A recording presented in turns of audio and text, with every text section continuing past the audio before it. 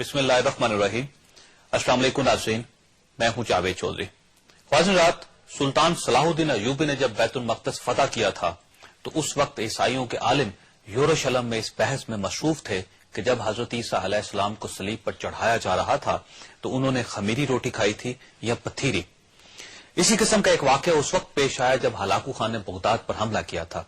Baghdad पर हमले के वक्त मुस्लिम दानश्वर, आलिम और मुफ्ती दरिया फरात के किनारे बैठकर ये बहस कर रहे थे कि मुसवाक का साइज क्या होना चाहिए।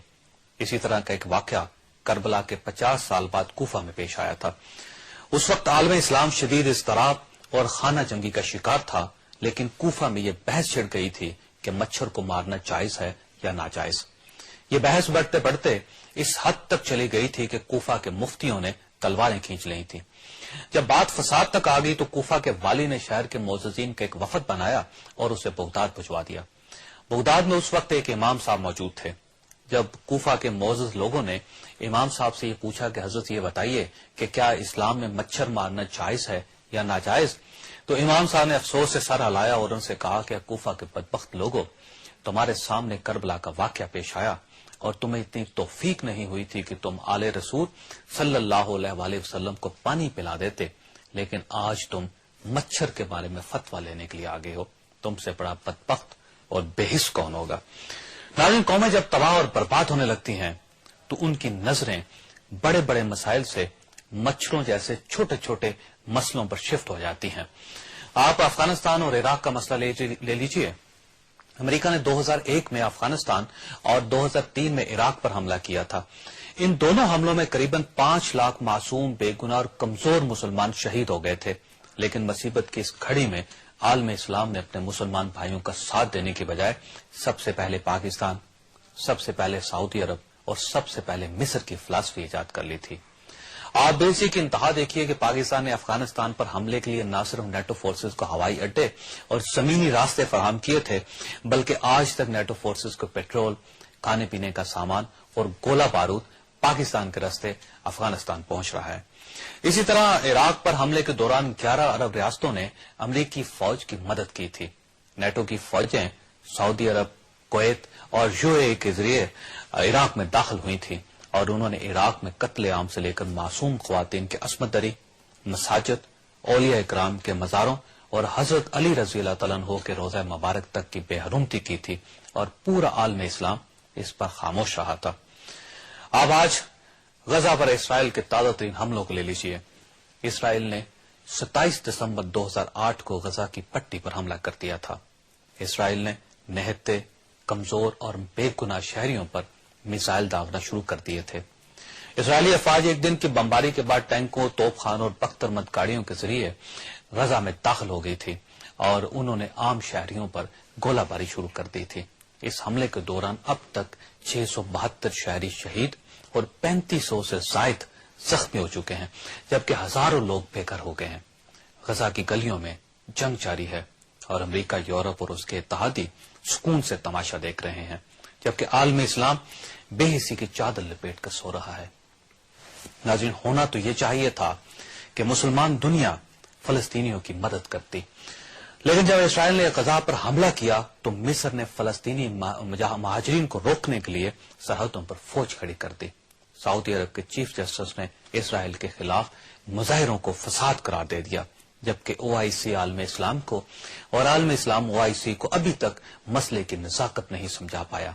आप अमेरिका के किरदार भी देख लीजिए कि जब जंग बंदी की दरखास्त सलामती कौंसिल में पहुंची तो अमेरिका ने उस पर कार्रवाई रुकवा दी। ख्वातीन, आज मुहर्रम की 9वीं तारीख है। आज के दिन हजरत इमाम रज़ी अल्लाह तआला अन्हु ने जाबर सुल्तान को ललकार कर दुनिया में एक नए फलसफे की बुनियाद रखी थी। आपने फरमाया था, जालिमों के साथ जिंदा रहना बहुत बड़ा जुर्म है। आज गजा की पट्टी में 21वीं सदी का करबला बर्पा है, लेकिन पूरा आलम इस्लाम इस पर खामोश है। ये एक सूरत हाल है, जबकि दूसरी तरफ हुकूमत पाकिस्तान ने अजमल कसाब को अपना शहरी तस्लीम कर लिया है, जिसके बाद पाकिस्तान की सरहदें भी करबला बनने वाली हैं। क्या आलम इस्लाम फलस्तीनियों की करबला पर खामोश रहकर आज कूफियों का किरदार अदा नहीं कर रहा, और क्या पाकिस्तान بھارت کی طرف سے الزامات تسلیم کر کے ایک نئے عالمی کربلا کی طرف نہیں بڑھ رہا، یہ ایک صورتحال ہے۔ جبکہ دوسری طرف پوری مسلم دنیا پیٹرول کی قیمتیں بڑھانے، براک اوباما کو خوش کرنے اور نماز کے دوران پانچوں کے سائز جیسے مسائل میں الجھی ہوئی ہے۔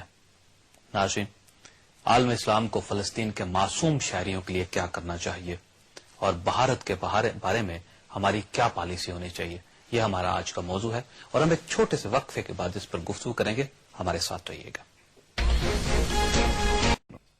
حضرات، ہم مسلمانوں کا سب سے بڑا المیہ یہ ہے کہ ہم اللہ کو مانتے ہیں لیکن اللہ کی ماننے کے لیے تیار نہیں ہیں۔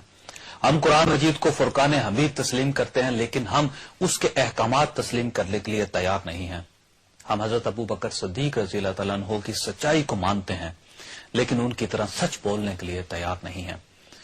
ہم حضرت عمر فاروق رضی اللہ تعالیٰ عنہ کو عادل تسلیم کرتے ہیں لیکن اسلامی دنیا میں عدل قائم کرنے کے لیے تیار نہیں ہیں۔ ہم حضرت عثمان رضی اللہ تعالیٰ عنہ کو غنی مانتے ہیں لیکن ان کی طرح مال خرچ کرنے کے لیے تیار نہیں ہیں۔ ہم حضرت علی رضی اللہ تعالیٰ عنہ کو علم کا دروازہ کہتے ہیں لیکن ہم علم حاصل کرنے کے لیے تیار نہیں ہیں۔ اور ہم حضرت امام حسین رضی اللہ تعالیٰ عنہ کو سید الشہداء کہتے ہیں۔ ہم انہیں دین کی آبرو بھی کہتے ہیں۔ ہم ان کی جرت، ان کی قربانی اور ان کے اصولوں کی تعریف بھی کرتے ہیں لیکن ہم ان کی طرح باصول، احسان پسند اور جرت مند بننے کے لیے تیار نہیں ہیں۔ ہم ان کی طرح قربانی دینے کے لیے بھی تیار نہیں ہیں۔ ہم اقتدار فرعون جیسا چاہتے ہیں اور عزت حضرت موسیٰ علیہ السلام جیسی طلب کرتے ہیں، اور ہم لوگ کھانا شمر کے دسترخوان پر کھانا چاہتے ہیں لیکن ہم عزت حضرت عباس جیسی چاہتے ہیں، اور ہماری یہ وہ منافقت ہے ناظرین جس کا ہم نقصان اٹھا رہے ہیں۔ اللہ کے نظام میں خواتین حضرات، ہر گناہ، ہر جرم کی معافی موجود ہے لیکن اللہ اپنے ساتھ منافقت کرنے والوں کو کبھی معاف کرنے کے لیے تیار نہیں ہوتا۔ ہم 1.50 کروڑ لوگ آج اس منافقت کی سزا بھگت رہے ہیں۔ حضرت امام حسین رضی اللہ تعالیٰ عنہ نے فرمایا تھا کہ میں شہادت کی موت چاہتا ہوں کیونکہ ظالموں کے ساتھ زندہ رہنا جرم ہے، اور ہم ناظرین ظالموں کے ساتھ زندہ رہنا چاہتے ہیں اور اس کے ساتھ ساتھ عزت بھی چاہتے ہیں۔ یہ کیسے ممکن ہے؟